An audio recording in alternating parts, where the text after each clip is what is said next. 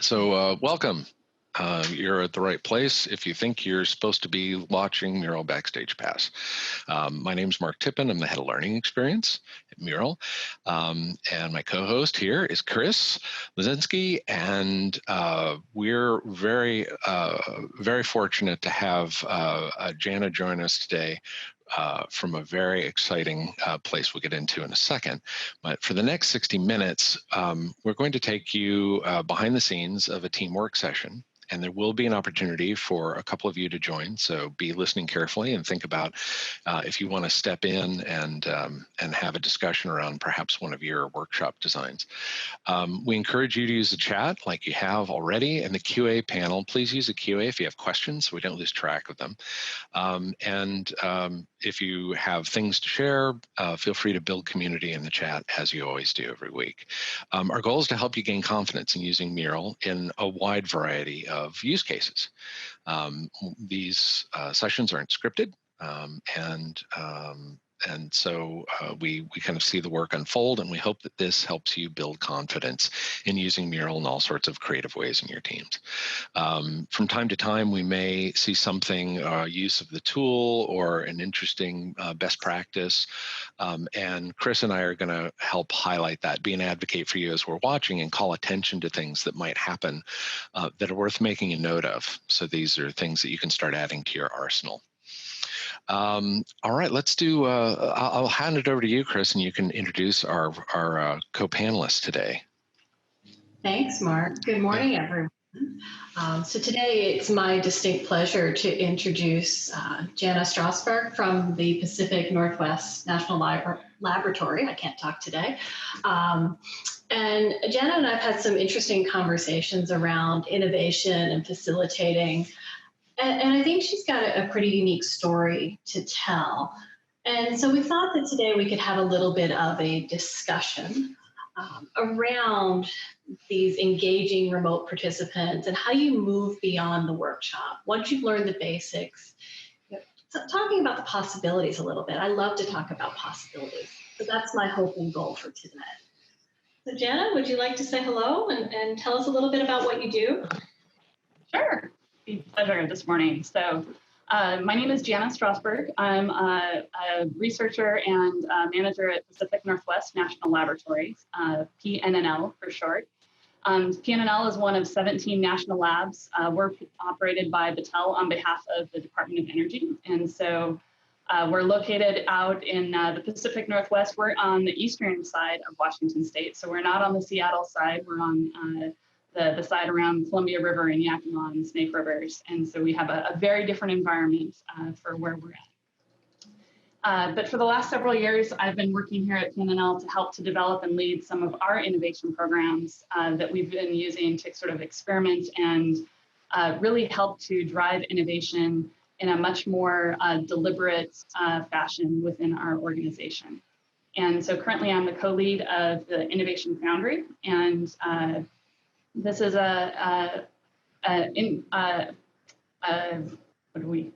are a sort of collection of staff here at the group at PNNL that start to really work both with projects internal within our organization and work external with our sponsors to be able to help drive innovation forward.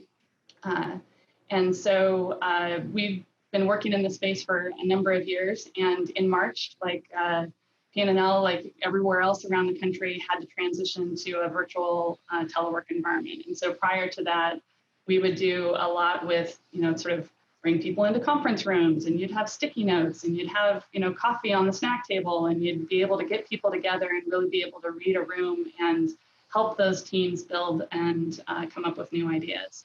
And then, of course, when COVID hit, everything shifted, and we, like everyone else, had to move very quickly into a virtual environment. And so that's when, we've been very much then in the same kind of experimental space for the last 6 months, trying to learn what is the best way to engage when you have people all over, different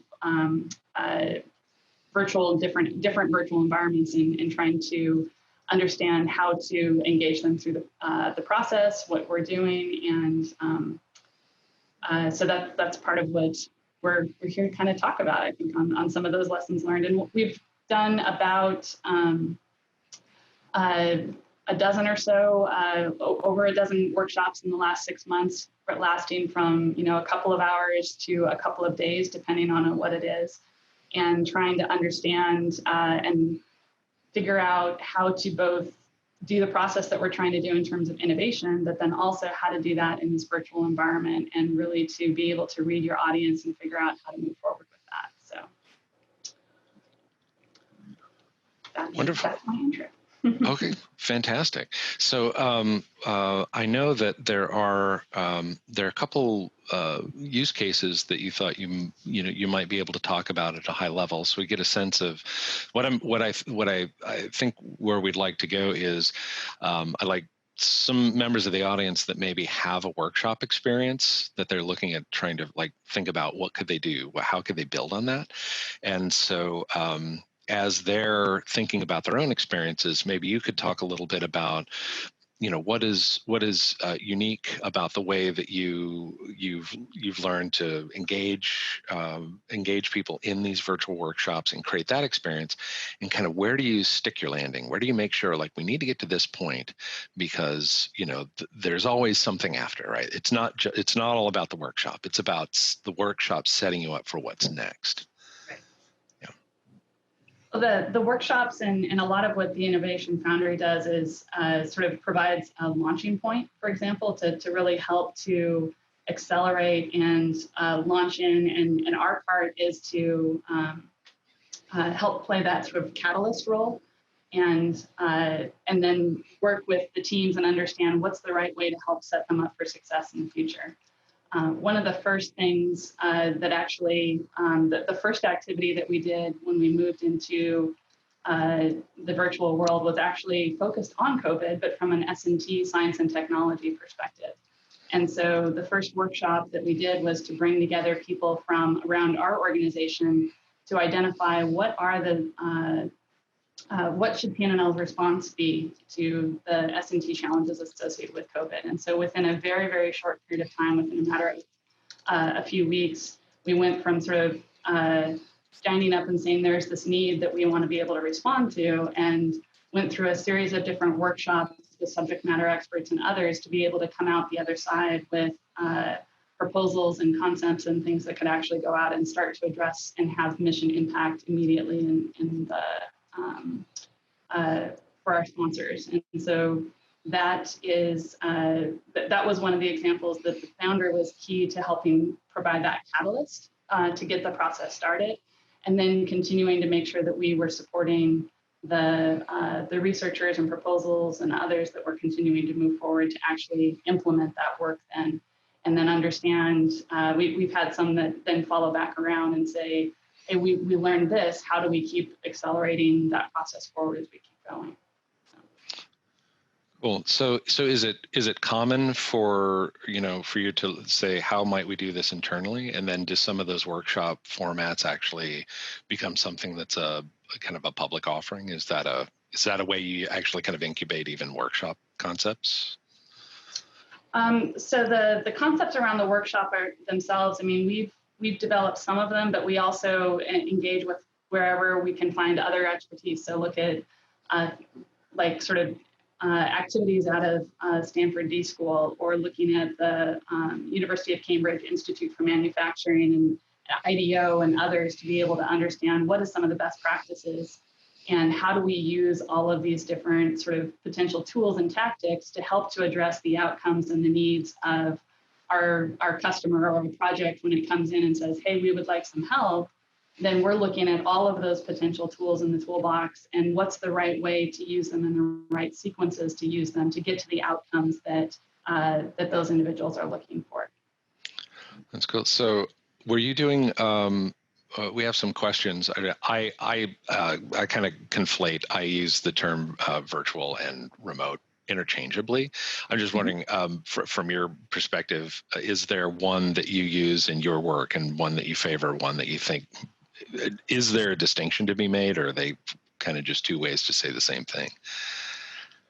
in Jana's world, it's usually just two ways to say the same thing. But yeah, yeah, in mine as well. I just saw the question came up, and I was wondering, was doing virtual or remote workshops kind of part of your vernacular before COVID, or was there a recent shift?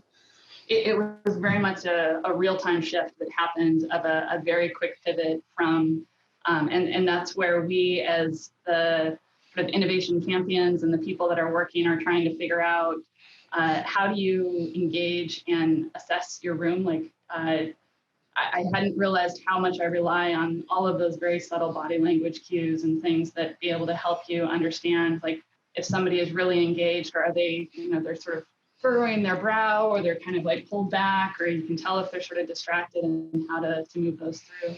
I think when we move to a virtual environment, when you have things like Zoom, for example, or others, you have to start figuring out other ways to be able to assess and understand, are you keeping your audience engaged? Are they tired? Are they not? We're trying to figure out what are the ways to do that.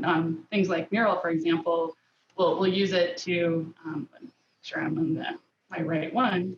So you can sort of see, like, look, here's this person that's like way over in some other little corner, and they're like, I'm not actually paying attention to whatever you're looking at, because you can see that I'm over in some other corner and not looking at what's going on. And so trying to make use of that sort of functionality, or other ways that we can try and understand within our different virtual platforms, are we getting people to stay connected and getting the energy that we really, it's a different sort of energy that you have to feed off of when you're in a virtual environment than if you're actually in the room. And so we're still trying to figure out what are the best ways to do that, and what are the things that you can recreate versus not.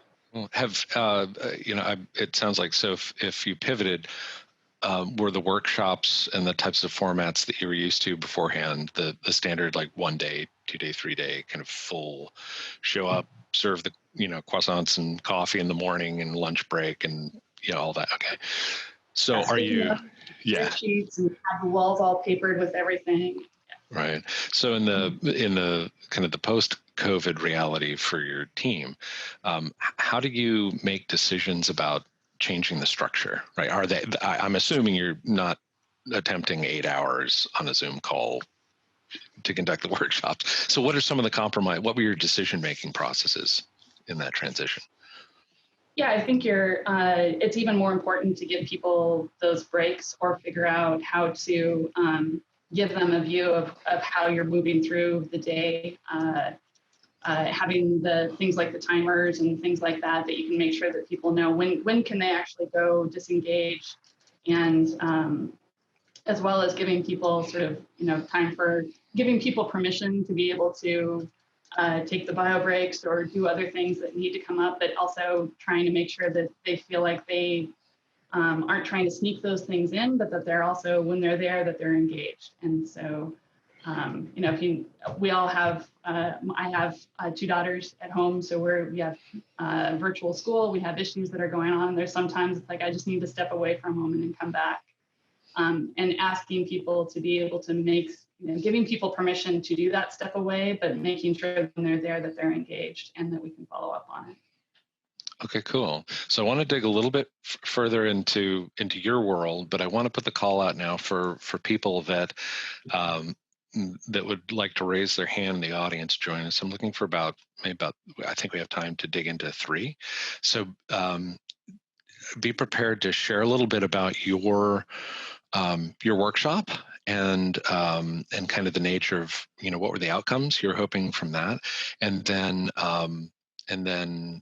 have some notions about maybe some of the challenges that you're facing, like when the workshop ends, what happens next, and the things that you would love to see happen beyond that, and we'll get some coaching and learn from each other here about how we can do that. So in the chat window, if you have a workshop that you can talk about, hopefully something that you've done, fairly recently within the last couple of weeks, just drop your name into the chat window, and Chris will promote you to a panelist. We can bring you into the conversation, give you some space here on the board. And it looks like some names are coming through. Okay, cool. Talking about this transition, as a LX person and thinking about curriculum, if you used to be able to rally around these larger arcs, and in my experience, there's a performance aspect and a lack of an ability to pivot, because you have this agenda and it's very hard to pivot within day one. So I'm wondering, as you've had to break things down into smaller pieces, are there any lessons learned, like some advantages or perhaps things that you've seen are actually work better when you do work in the smaller chunks? That a question for me on it? Yeah, for you, Jana. Yeah, while everyone's joining. Yeah. I've got 2 volunteers. Do you want one more, Mark, or should we just roll with the 2 as we're cruising along? Yeah, that's fine. Okay. Yeah, I mean, I think having time to be able to do those kinds of pivots and, in a virtual environment, again, and if you're together, that there's opportunities to have this sort of quick sidebar. And typically we have a team that's helping to facilitate and work things. And so while one of us is maybe running the meeting, you could sort of have a quick sidebar conversation in the back corner with a couple of your key stakeholders and say, are you getting what you need? Are you able to move this forward? Is this what you were looking for? Do we need to start making some changes? That's a little bit more challenging in a virtual environment to be able to do that. We're doing, our attempts at that have always had a different side chat going on. So with whatever meeting that we're in, but then we also have, here's our kind of sidebar discussions, but then, as a facilitator, as our team, you're trying to like help your group, you're watching the chat. It's the same thing that I'm looking at here, like, I'm glad to see that Anthony is joining as one of our panelists, because I was looking through the questions that, trying to listen and read and do all of that. And so I think that's one of the challenges that helps with it being in smaller chunks, so that you actually have that time to go back with your stakeholders and say, okay, let's take a breath. That maybe went a little bit different than what we were expecting it to do. How do we want to change that back around so that you can do that kind of on the fly direction and guidance? And that's really important to figure out, how do you keep those sort of stakeholder connections and evaluate where you're at in those sort of shorter chunks, rather than you've spent 8 hours and it's gone off. You've run into some challenges and it took a different direction early on in the process, and now you still have 6 hours of time possibly to kind of keep working through, and that's a pretty challenging place to be. Yeah, that's nothing worse than having the hippo, the highest paid person's opinion, blurt out 45 minutes into the session, boring, this is not what I wanted, and you see your composure evaporate and panic sets in. So of course, some of that is making sure you talk to the stakeholders in advance and you've got some buy-in, but sometimes sometimes that happens. So I know Chris is now going to set up some room for us to capture notes and allow some participation with our 2 panelists. Welcome. Thanks for raising your hand and joining. But we were having a little discussion in the green room beforehand, which I thought was really interesting, around the shift that happens in a workshop, a design thinking workshop, where you're very generative, you're very excited about these ideas, they're your precious children that you're trying to shepherd into prototypes and everything. And you brought up a really interesting point about really broadening your vision and looking for where you might be disrupted, like having a really different type of headspace around the reason why we're here in meeting. It's generative, but then there's this more tactical, what's going to disrupt us. And I wonder if you could share a little bit about how you go about that, or how do you introduce that? Where do you introduce that in your process? I think it sort of depends on each activity is a little bit different in terms of sometimes it might be where we were just talking about an event or a workshop that we're putting together, and sort of assigning teams to play different roles. Like, okay, this group's job, instead of sort of being in love with these ideas, your job is to try to do everything that you can to really like come in and throw the sharpest, pointiest sticks that you can find at this idea. And that even if you love it, that you're sort of playing that role to think about, well, what are the weak points, and what would be the ways that I would try to challenge this particular concept. And so having that kind of debate structure, almost, if you will, of sort of, hey, you're for this idea, you're against this idea, being able now to swap back and forth. What do you see those? And so are there ways that you can use different tactics and different sort of breakout groups or things to be able to create that space of helping identify what those weak points are that are going to help you look at, oh, we actually had a blind spot over here that we were not thinking about. So is that more about introducing methodologies into the workshop itself? So it's part of it's part of that journey, or have you ever done workshops that intentionally look at kind of threat analysis, or where it's really front and center in the whole discussion? There's certainly elements often that are sort of that threat analysis that we put in. We haven't had sort of full focused ones in our experience that have looked at it in that same kind of way. But I think what so go ahead. Oh, okay. All right, wonderful. Well, I'm capturing some questions here from the chat, and Mark, they were mind melding because I was capturing them elsewhere, so I've defaulted back down to your space. Oh, got it. Okay, yeah. That's the other thing, that unscripted. And say, sometimes you need to kind of watch what your co-facilitator is doing very closely. That's right, and create an era of no harm, no foul. It's just like, oh, that's cool. You want to do it your way, But I was also very interested about, when you're talking to your stakeholders and trying to generate that buy-in. Where do you most frequently run into, and this is actually for you, Jenna, or any of our guests here, like, where do you run into resistance, and what are some of the things you can do to overcome those challenges and actually get buy-in from stakeholders that can kind of set the tone more broadly? So we approach, as I'm sure most others do, that sort of take a diagnostic approach, if you will, that we have sort of a diagnostic process that we work through in that sort of first cup of tea, the second cup of tea with somebody that comes in and says, hey, we'd like your help. And then you start to ask a lot of questions and just keep teasing out, sort of trying to get to the core of what are their needs and what are the outcomes that they're coming to. And sometimes sometimes they're very excited that they've maybe either been a part of a process before, or they've seen something else and they're like, hey, this is great. And I want you to do these things. And let's have a workshop. And as you talk with them, you realize like the workshop isn't really the right approach for what you need. Maybe there's something different that are those challenges. And so kind of working through to understand how to, what really is at the root cause of the challenges that they're facing. You mentioned in terms this. Of where you can run into. Oh, go ahead. I was going to say, you mentioned this first cup of tea, second cup of tea, and that sounded so delightful and such an interesting way to talk about. Is that an initial conversation and intentionally understanding that the first one will be nebulous and challenging, but the second time, when you get back together with this person, now you're actually transitioning into a relationship or a rapport building? Is that I'd love to hear your what goes on in your head when you're thinking in those terms. It's new to me.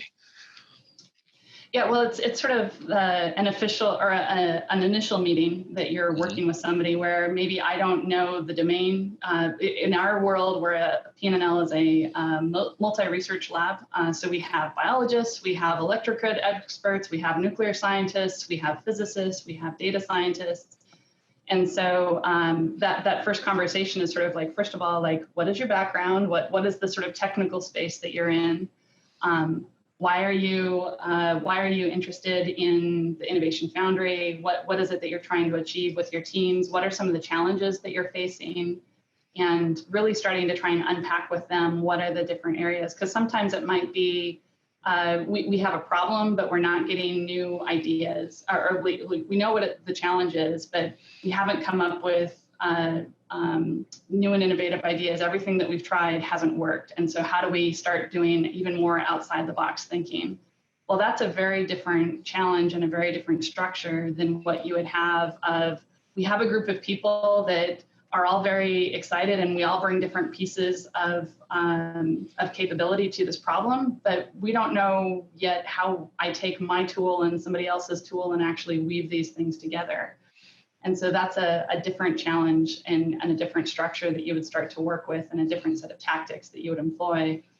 So it's very much not in our world, we've looked at very customized kind of approaches so far. And we're starting to get more repeatability now that we've been doing this for the last, certainly at least in the virtual world, doing this for the last 6 months and learning like, oh, this one's a little bit more like this previous workshop. We use some tactics. We tried this thing, it didn't work at all last time. Let's try something different that we applied this time. But that initial diagnostic and that initial sort of those first few cups of tea are trying to understand what are the challenges and sort of what are the expectations of the stakeholder that, they might come in of like, well, suddenly I'm going to walk out of this with like a brand new thing and it's, all of my problems will be done. And it's like, well, you have some other challenges that the Foundry and a workshop is not going to actually address those things. And so how do we tease that out and then help in our world, then we'll help them get connected to what are the resources that can help them with some of those other challenges that are not coming to the Innovation Foundry. Like it's not about having us do that work, but we can help them get connected to other places to help them. Okay, cool. Well, let's ask one of our panelists here to tell us a little bit about their story. Maybe we could start with Catherine. Do you mind if we start with you? Happy to. I'm wondering if I can screen share and show you my mural design and what I did as a way to help provide context for what the next steps might be. Would that be okay with you guys? Yeah, absolutely. I think Chris. You can do that. Okay. I don't have permission yet. I gave you permission, I thought. Okay, I got it.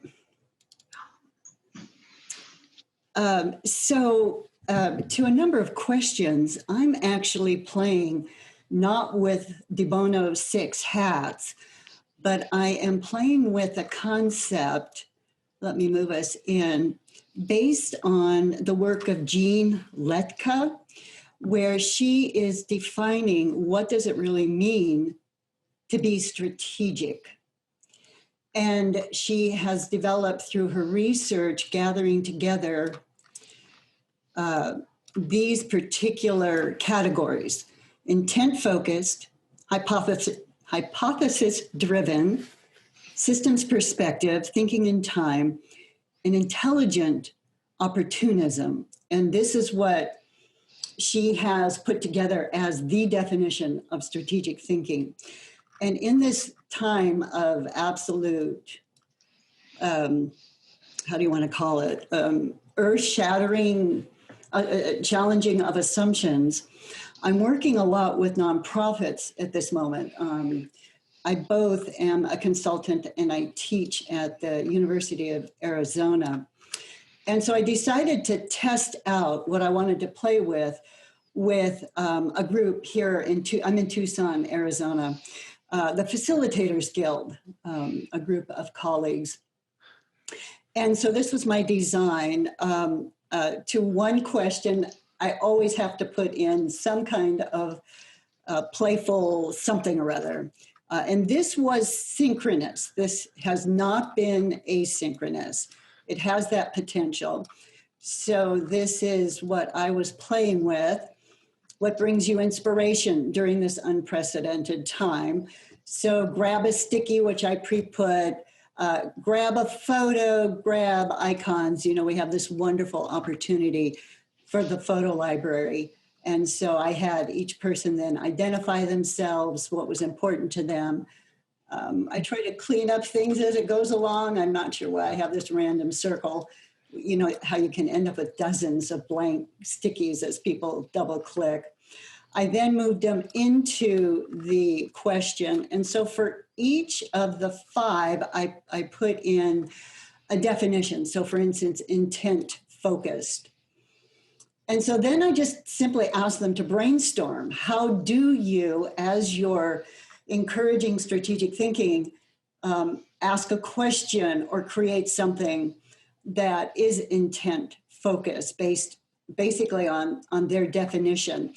So we moved along with each and every category, and I had pre-set it up. So one of my ways to guarantee participation is to put a fair amount of structure in place so people feel very certain about what's expected and what is desired of their focusing their creativity, focusing their emotional, focusing their intent.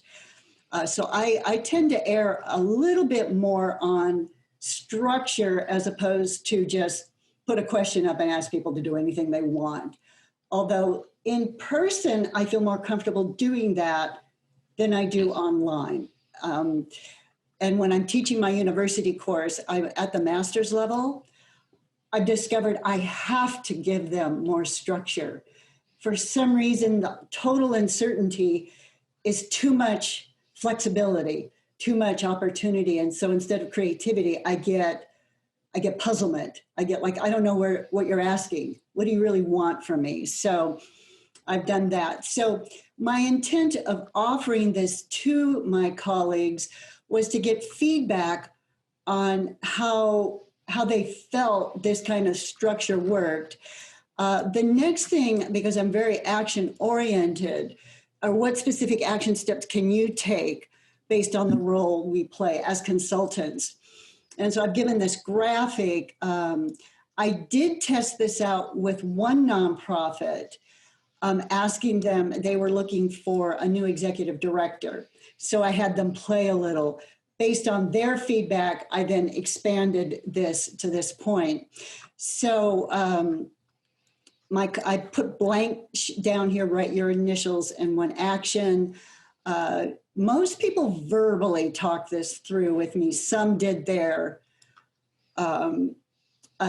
feedback.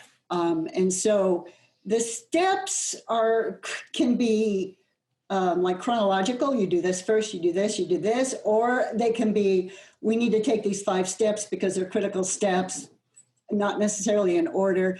Again, looking for a graphic to help people visually play with how to do their actions. And then, of course, I asked for feedback. What worked, what didn't work, what are your suggestions? I haven't done too much with this since. School started, my class started, everything is sort of taking up. But any kind of feedback about what do people see as a next step? And I think that's, Mark, what you were looking for. How do I build on this? I say I haven't done this asynchronous, and yet I see great potential for doing it asynchronous.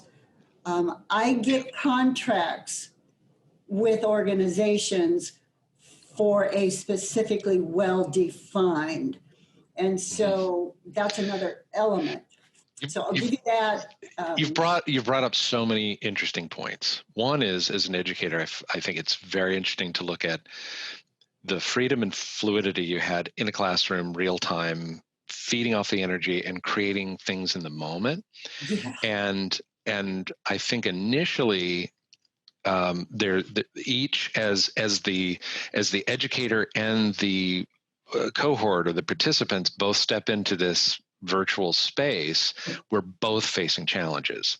One is I am looking at how effective can I be in my role, and what my wings have been clipped, and how do I compensate for that? Do I have to flap faster if I have less air surface on my wings? What's the thing I need to do? But then there's also the educated who are there to learn, who are trying to come up on a ramp of the new tools and attention spans, and now they're also maybe they've got different circumstances at home, or they're home all the time, or they've got working spouses and kids, and it's like, so everyone's got this new thing, but in there you're still on the hook to get an outcome. Yeah. And they're still on the hook, they need to believe that the work that they're doing is going to get them somewhere, even though it's not in the classroom. It's not the Socratic method, and I can't just like have these interesting on the fly conversations. And so I'm like, this is really getting to the heart of the challenge of education. And I empathize deeply, just as someone who's also just trying to do education or strategic things with me. So I'd love to hear feedback from anyone about where in there have you found challenges, and does anyone have? I know in the chat we've had some people share some ways where they've at least developed relatedness, and they've created the psychological safety, and they've invested in that strategy. Just make everyone comfortable with the fact that this is all new and uncomfortable, and then hope for the best.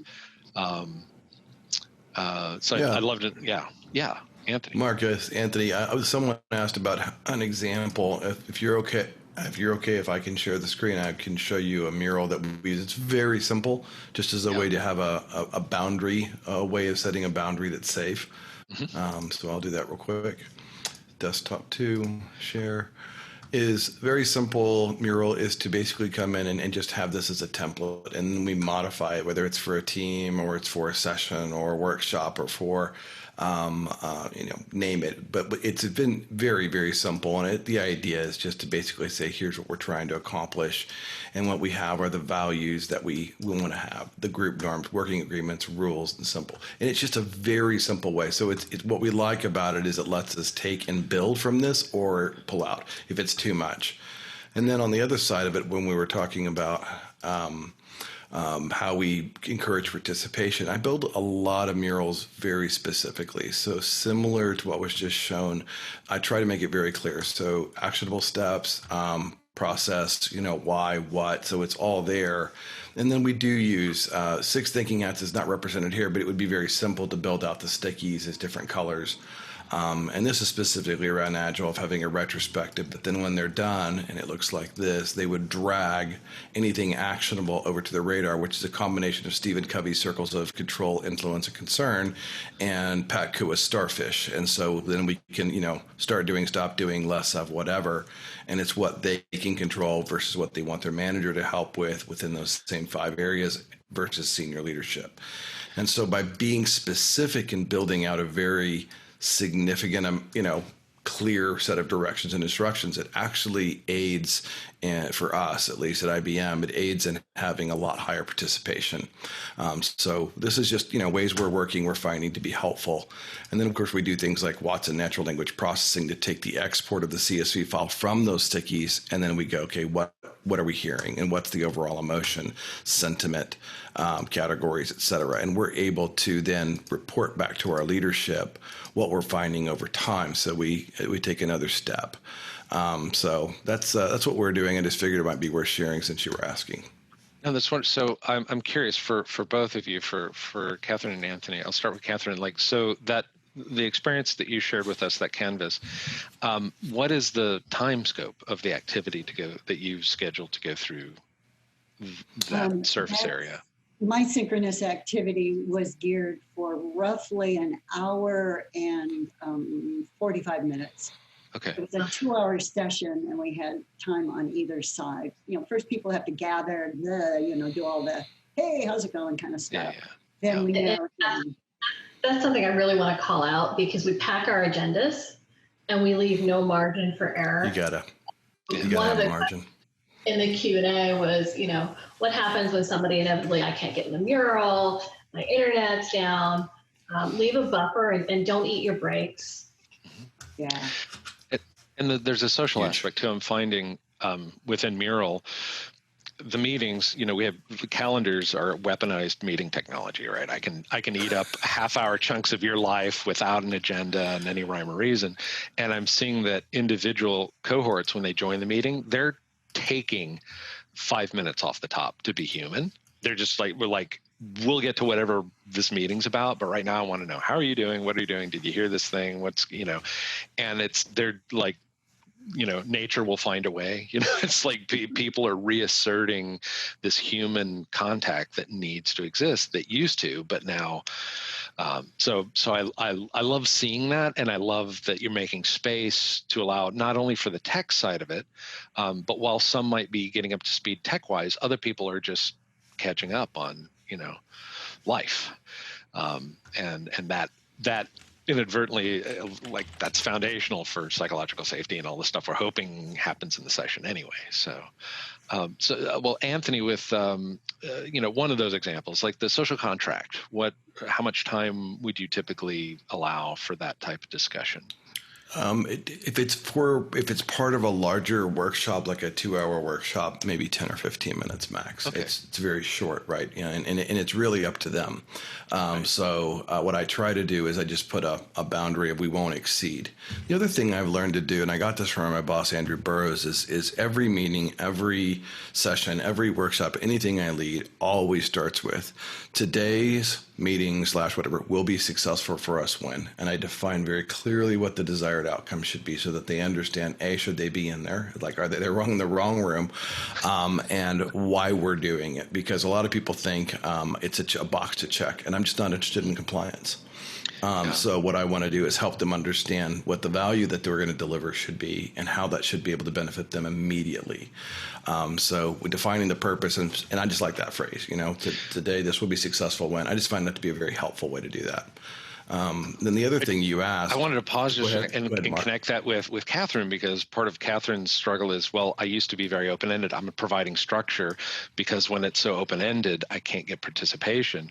And I know that typically, people that are trying to engage often imagine and set very high goals for themselves about what good should look like. And so they get a little overwhelmed just in their own heads about what they should be doing.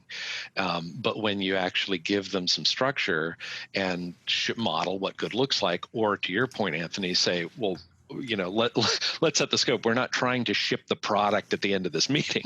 We're just trying to say, get 2 top items that warrant further discussion. Yes. And everyone can exhale, and we can understand the scope of what's the useful conversation to have in this section of time. So the retrospective radar, though, that was again, I'll share because someone did ask a question about how I did the CSV file. So if you want me to show how I do that, it's super simple, but sure. But it's someone else is sharing. Won't let me do it. Oh, there we go. But what we do is, even though this looks very, very busy, it's really not, because we simply use the outline tool to work through right where you should be and what you should be looking at. So it's very not complex when it comes down to the actual workshop. And I really love this functionality. This is hugely valuable. So what we do is, when we get the information, I actually take the time, because this is not an XY coordinate that I can easily export. Even though Mural does that, it's on a circle. So what I do is I just change the background color of the cards inside here. I have 5 colors for this circle. I have 5 colors for this circle, and they're hex codes, right? So I have a hex code, and here's my cheat sheet so that I see it.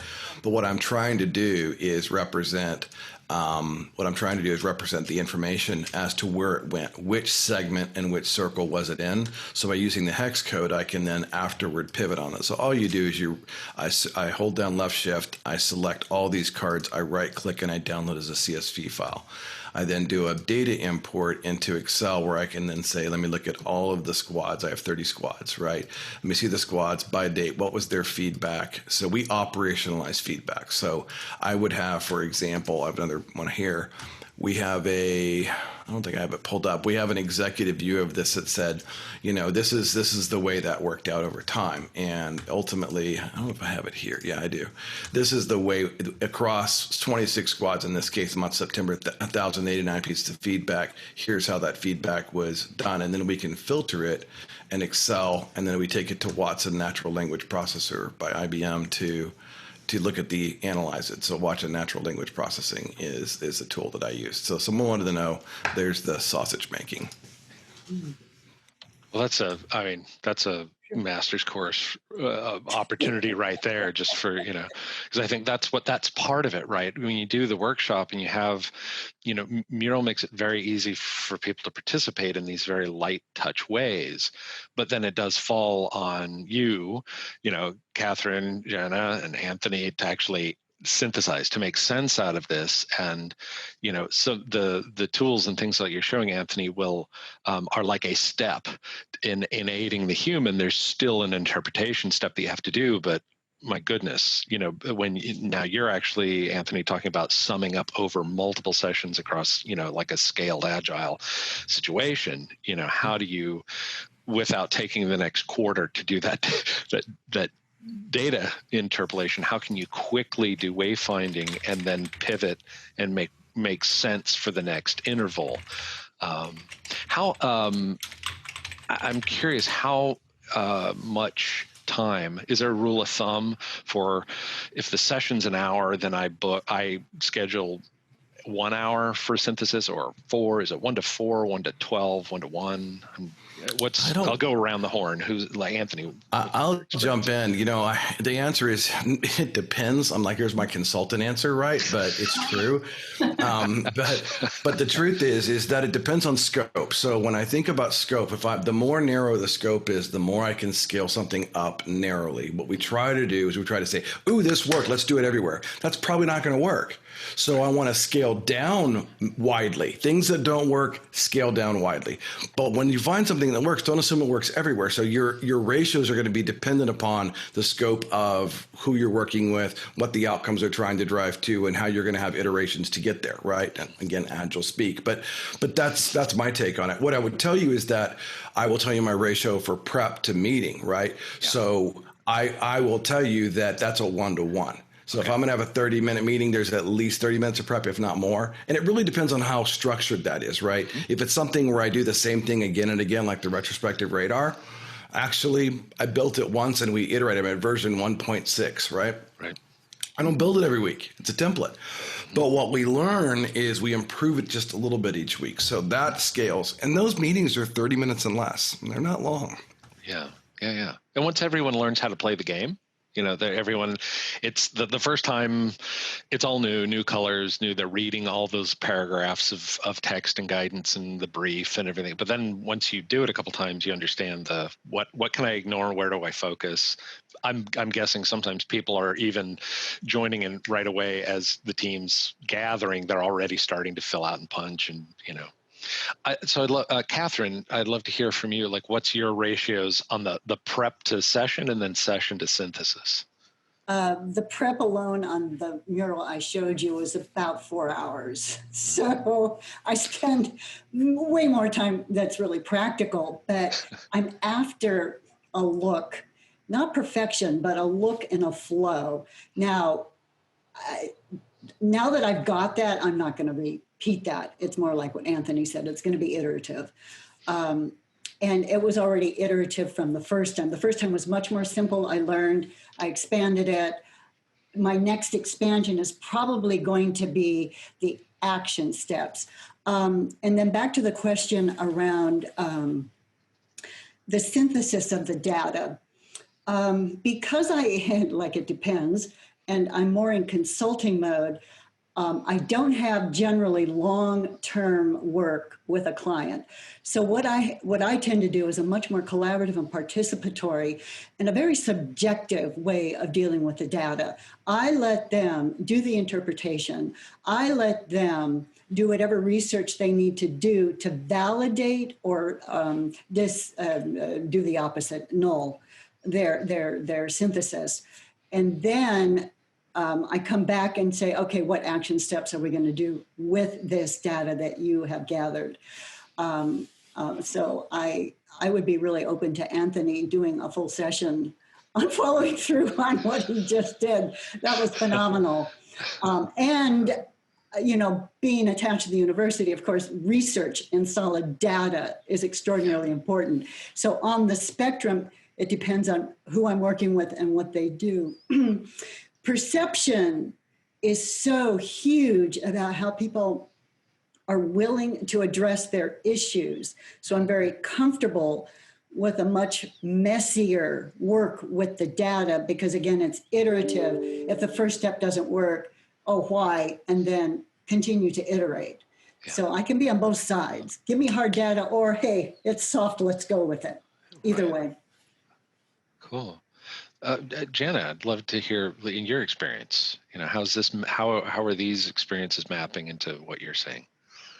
Yeah, I would say that it also depends. Some things are, I think when we first started out and moving into sort of a virtual environment and trying to figure out how do we create, because we had the similar experiences of needing to make sure that there's a lot more structure, that you can't just sort of put a question out there into the void of Zoom and hope that people will respond and engage. And for all you know, somebody's having this great soliloquy and they're on mute the whole time. And so, you've missed them. You haven't actually had that opportunity to hear. And so we started out probably more of a 2-to-1, and as now we've built out some of the same things and being able to move from that kind of let's create something from whole cloth versus, hey, now we're just making these minor tweaks to what goes forward. From an export standpoint, or kind of using, a lot of the things that we've done have been about working with teams to develop their strategies and walking through like what are their goals and what are the thrust areas and what are the sort of outcomes and milestones that they're working towards. And then taking all of that as the innovation founder will sort of create artifacts, if you will, that not only does the team get the mural, but then being able to say, and here's the sticky notes and the fodder already organized for you to actually create. Then here's the documents that are going to come out. Here's your strategy or whatever it might be. And that's somewhere, again, in the sort of, it depends, roughly, 1-to-1. Sometimes it's a little bit shorter. Sometimes it's more, depending on how structured and organized it is that you've gotten all the way through. Like if you have enough structure in your conversation that you can actually kind of get to, here's the 10 sticky notes that are about the outcomes of this particular thrust under this particular strategic goal, that's great. Sometimes we've ended up with much more like, and here's a sea of sticky notes. How do we put that structure back in and at least help the stakeholders figure out how do they use that structure themselves? And I think that's where we've sort of learned going through this process that those first ones were much more like, here's a wall of sticky notes. Versus here's now where we can actually get much more useful content that we can move forward with. That's right. Wonderful. So Mark, there's something I want to ask, because I think this feels like a good, one of the questions in the Q&A is, about managing the debrief conversation. If you get a lot of content post-its, how do you synthesize that with the group effectively?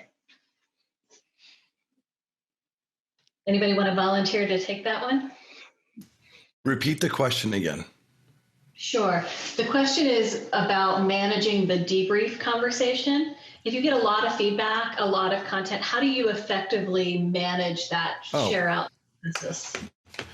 So the first thing to do is people that are involved in prepping and trying to get the insight from people, take the time to do a debrief, right? And then we go through the data and we do the data deep dives like I just showed you.